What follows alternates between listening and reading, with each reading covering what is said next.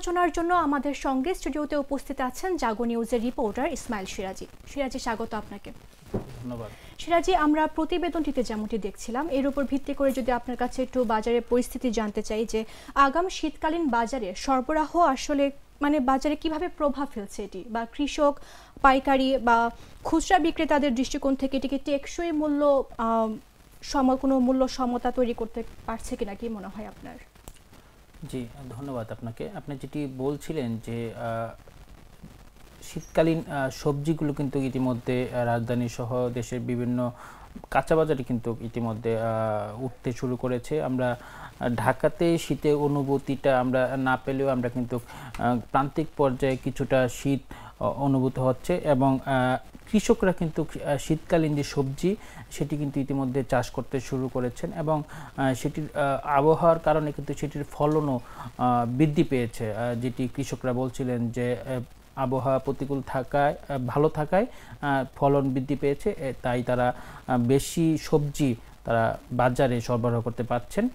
তবে গত কয়েক সপ্তাহ ধরে আমরা দেখেছি যে বাজারে কিন্তু কাঁচা যে সবজি, আমরা বিভিন্ন রকমের সবজির দাম কিন্তু কিছুটা বৃদ্ধি ছিল, এবং শীতকালীন যে সবজিগুলো ইতিমধ্যে কিন্তু বাজারে আমরা এই সপ্তাহে আজকে যেরকম আমরা প্রতিবেদন করছিলাম যে এবার আমরা বিভিন্ন রাজধানীর বিভিন্ন বাজার ঘুরে দেখেছি যে শীতকালীন যেই সবজিগুলো রয়েছে সেই সবজিগুলো বাজারে প্রবেশের সঙ্গে সঙ্গে কিন্তু যেই আমরা বলি যে সবজির যে দাম বৃদ্ধি ছিল সেটি কিন্তু কিছুটা কমতে শুরু করেছে। তবে আপনি যেটি বলছিলেন যে প্রান্তিক পর্যায় থেকে যে সরবরাহ, প্রান্তিক থেকে এবং বাজার পর্যন্ত যে সরবরাহ, সেটি বলা যায় যে কিছুটা স্বাভাবিক রয়েছে। তবে অনেক জেলা বা বিভিন্ন জেলার কিছুটা আমরা বলতে পারি যে তেমন কৃষকরা বেশি আসলে দাম পাচ্ছে না।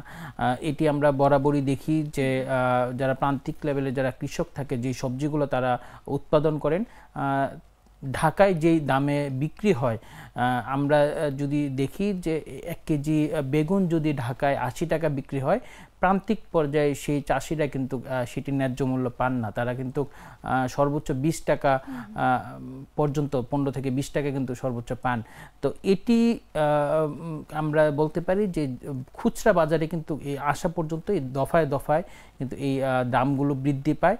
তবে এই বাজার সরবরাহ যেই আমাদের ব্যবস্থাপনা, সেটি যদি আরও স্বচ্ছ করা যায় তাহলে কিন্তু প্রান্তিক পর্যায়ে যারা কৃষক রয়েছেন তারা কিন্তু আরও উৎসাহ বোধ করবেন এই শীতকালীন যে সবজি সেই সবজিতে। আর আমি আরেকটি বিষয় জানাতে চাই যে গত সপ্তাহের তুলনায় এই সপ্তাহে কিন্তু প্রচুর বিভিন্ন সবজির দামে আমরা কমেছে। এর আগে আমরা যেরকম প্রতিবেদন করেছিলাম যে 100 টাকার নিচে কোনো আমরা সবজিই নেই বাজারে, হ্যাঁ, সেটি কিন্তু এখন অনেকটাই প্রভাব পড়েছে।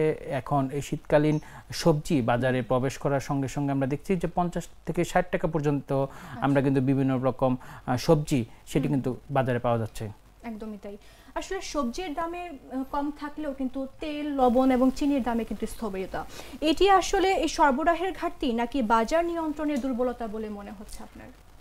দেখেন, এই ডিমের দাম বা তেলের দাম এটি নিয়ে সরকার নানান সময় নানান উদ্যোগ গ্রহণ করেছে। আমরা দেখছি যে এর আগে দেখেছি যে শিল্প মন্ত্রণালয়, বাণিজ্য মন্ত্রণালয় থেকে শুরু করে তারা নানানভাবে এই তেলের দাম নির্ধারণ সেটি বারবার করা হয়েছে। আমি যদি জানাতে চাই যে গত এপ্রিল মাসেও কিন্তু তেলের দাম বৃদ্ধি পেয়েছে, যে ভোজ্য তেল রয়েছে সেটির দাম বৃদ্ধি হয়েছে। পরবর্তীতে আবার এই মাসে গত 13 তারিখ সেটি আবারও 6 টাকা বৃদ্ধি করা হয়েছে। যে বোতলজাত যে ভোজ্য তেলগুলো রয়েছে সেটি 6 টাকা বৃদ্ধি পেয়ে এখন পর্যন্ত 195 টাকা সেটি বিক্রি করা হচ্ছে। ডিমের দাম আমরা দেখেছি এর আগেও কিন্তু ডিমের দাম অনেকটুকু বেড়েছে। আমরা গত বছর যেই ডিম 1 ডজন ডিম আমরা মুরগির সেটি 125 টাকা পাওয়া যেত বা 135 টাকা পাওয়া যেত, এটি এখন কিছুদিন আগেও কিন্তু 150 টাকা ছিল। তবে কিছুটা দাম কমেছে, সেটি ব্যবসায়ীরা বলছেন যে এখন 140 থেকে 45 টাকা ডিম সেটি রয়েছে। আর আপনি যেটি চিনি এবং লবণের কথা বলছিলেন সেটি বাজারে পর্যাপ্ত রয়েছে, এটি ব্যবসায়ীরা বলছেন। তবে খুচরা বাজার বা পাইকারি বাজারে ঘুরে অনেক ব্যবসায়ীরা বলছেন যে যে বড়গুলো কোম্পানিগুলো রয়েছে তাদের আসলে সরবরাহ না থাকার কারণে বাজারটা কিছু অস্থিতিশীল। তবে এই যে বলছেন যে তেল, চিনি, লবণ বা আমাদের যে নিত্য প্রয়োজনীয় যে বাজারগুলো সেটি নিয়ন্ত্রণে কিন্তু আমরা দেখি বরাবরই জাতীয় ভোক্তা অধিকার সংরক্ষণ অধিদপ্তর থেকে প্রতিদিন তারা নানান রাজধানী সহ বিভিন্ন বাজারে কিন্তু তারা অভিযান চালান।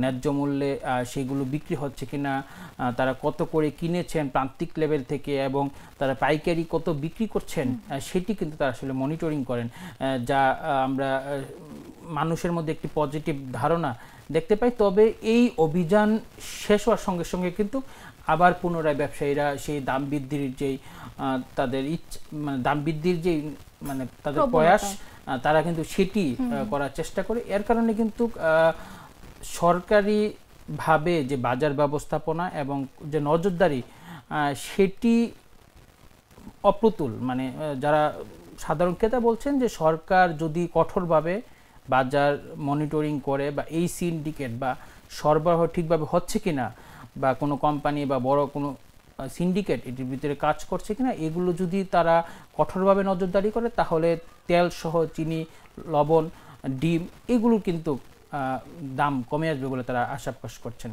আচ্ছা, এই শাকসবজির ওপর কিন্তু আমাদের দেশের আবহাওয়া অনেকটা নির্ভর করছে। তো এটা যদি জানতে চাই যে আগাম চাষ বা অনুকূল আবহাওয়া এটা কি কৃষকদের জন্য আশীর্বাদ নাকি ঝুঁকি? না, এটি অবশ্যই আশীর্বাদ। কারণ আমরা এখনো বলি যে আমাদের দেশ কৃষি প্রধান দেশ এবং আমাদের এই কাঁচা সবজি আমি আরেকটি বিষয় আপনাকে জানাতে চাই যে এই মাছ মাংস এটি যারা নিম্ন আয়ের নিম্ন শ্রেণীর পেশার মানুষ তারা কিন্তু এক প্রকার বিলাসিতা মনে করে। আমি যদি বলতে চাই যে আজকে সম্ভবত 800 টাকা করে বিক্রি হচ্ছে, 740 থেকে 800 টাকা গরুর মাংস বিক্রি হচ্ছে এবং খাসি 1000 থেকে 1100 টাকা পর্যন্ত বিক্রি হচ্ছে। মাছের মধ্যে যদি আপনি সবচেয়ে কম দামি ধরেন যে 180 টাকা করে পাঙ্গাস মাছ বিক্রি করা হচ্ছে। তো মাছ মাংস এইগুলো মানে বরাবরই বিলাসিতা হিসাবেই তারা দেখেন। তবে তারা এই সবজিগুলো তারা আসলে বেশি কেনার চেষ্টা করেন যেহেতু কম দামে থাকায়। তবে বলি যে এই আবহাওয়া যদি অনুকূলে থাকে তাহলে কৃষকরা বেশি উৎপাদনশীল তারা হন এবং যেহেতু এটি সবজিগুলো পচনশীল এবং দ্রুত বাজারজাত করতে পারলে তাদের কিন্তু এই সবজিগুলো ঠিক দাম বা ন্যায্য মূল্য কিন্তু তারা পাবে। যদি কোনো কারণে যাতায়াত বা সরবরাহের কোনো কারণে যদি পচে যায় সেগুলোর কিন্তু ভর্তুকি এই প্রান্তিক চাষিদের গুনতে হবে, তাদের কিন্তু ঋণের বোঝা বাড়বে। তো যেটি বলছিলাম যে গত সপ্তাহে যেই সিম 150 টাকা দর ছিল, এই সপ্তাহে আমরা দেখছি যে বাজারে কিন্তু ব্যাপক সরবরাহ বাড়ায় এখন 100-120 টাকা কিন্তু সেটি বিক্রি করা হচ্ছে। ফুলকপি ছোট সাইজের শুধু 20 টাকা, এর আগে কিন্তু আমরা 50 টাকা করে দেখেছি যে 50 টাকা করে ফুলকপি ছিল। লাউ বিভিন্ন দাম কিন্তু কমছে। আমরা যদি বলি যে যত আসলে উৎপাদন বৃদ্ধি পাবে সেই উৎপাদনগুলো বাজারে চলে আসবে এবং বাজার থেকে যখন ভোক্তার কাছে চলে আসবে সেই পর্যায়ে কিন্তু আমরা দেখি যে সরবরাহ ঠিক থাকলে দামগুলো কিছুটা নিম্নমুখী থাকে এবং সরবরাহ যখন কম থাকে সেগুলো কিন্তু ঊর্ধ্বমুখী হয়। আচ্ছা, সবজির দামে স্বস্তি এলেও কিন্তু সার্বিক বাজার এখনো চড়া। তো এর সমাধান কোথায় বলে আপনি মনে করেন বা বাজার ব্যবস্থাপনায় সরকারের কোন পদক্ষেপ সবচেয়ে কার্যকর হতে পারে বলে মনে হয়?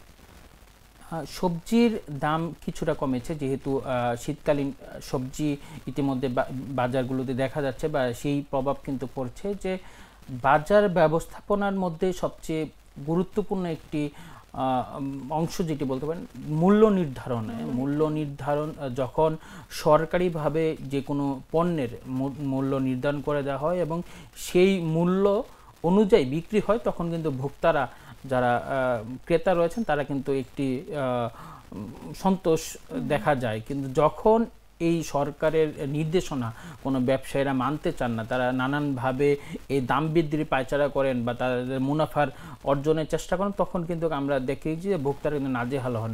কেউ 1000 টাকা নিয়ে কিন্তু হয়তো দুদিনের বাজারও করে আসতে পারছেন না। টাকা নেই দেখে তারা আসলে পুষ্টিকর যে খাবার সেটি কিন্তু তারা খেতে পারছেন না।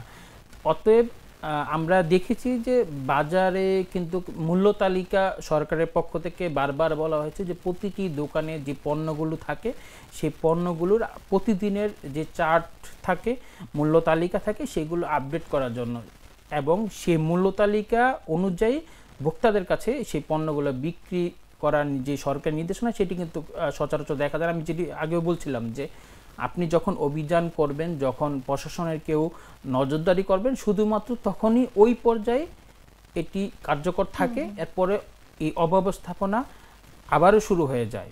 তো অতএব বাজার ব্যবস্থাপনার আরও আমি বলবো যে সরকারের কঠোর নজরদারি দরকার, যেহেতু আগামী আরও কিছুদিন পর আমরা জানি যে আসন্ন রমজানকে মানে কেন্দ্র করে কিন্তু ব্যবসায়ীরা একটি সিন্ডিকেট তৈরির চেষ্টা করে এবং মূল্য বৃদ্ধির চেষ্টা করে।